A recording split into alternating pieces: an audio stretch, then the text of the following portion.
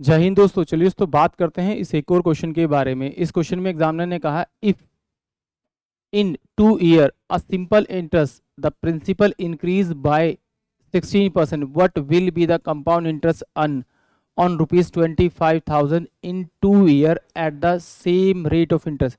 यानी एग्जामिनर ने क्या कहा कि भाई 2 year में कोई अमाउंट जो है सिंपल इंटरेस्ट पे 16% क्या होता है, इंक्रीज हो जाता है। तो एग्जामिनर पूछ रहा है कि 25,000 का 2 year में कंपाउंड इंटरेस्ट कितना होगा, ये एग्जामिनर ने पूछा है। तो चलिए देखते हैं।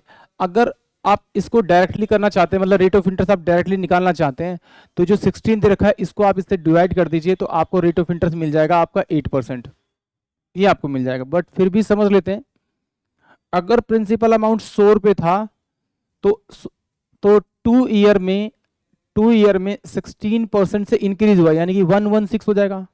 तो दोनों का डिफरेंस करेंगे तो 16 आएगा, और 16 को अगर 2 से डिवाइड करेंगे तो आपका 8% रेट ऑफ इंटरेस्ट आएगा। या फिर ऐसे कर सकते हैं 100 इंटू में आर बाय में 100, ये लिख लेते हैं 100 इंटू में आर बाय में 100 इंटू में 2 year बटा में 16। तो इसे सॉल्व करेंगे तो ये कितना आएगा आपका 8% आ जाएगा। आप इस तरह से भी निकाल सकते हैं, यानी कि रेट ऑफ इंटरेस्ट आप डायरेक्ट निकाल सकते हैं। अगर आपके पास रेट ऑफ इंटरेस्ट है तो आप इंटरेस्ट निकाल ही सकते हैं। तो अब कितना दे रखा है रेट ऑफ इंटरेस्ट 8%। तो मेरे पास कितना है 25,000 है, इसका 2 year का इंटरेस्ट निकालना है। कितना 8% के हिसाब से निकालना है, ये 2 जीरो हो गया।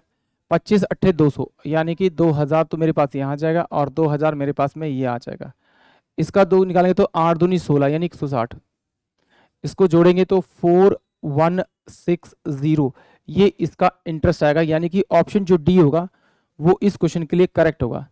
चलिए, अगर आपको इसको इस तरह से नहीं करना चाहते तो मैंने ऑलरेडी बताया वो आपको 2 and 1 का कैसे यूज करते हैं। 25 जो 1000 है उसका आप इंटरेस्ट निकाल दीजिए एक बार, तो कितना आएगा आपका 2000। इस 2000 को 2 से मल्टीप्लाई कर दीजिए, टोटल कितना आएगा आपका 4000।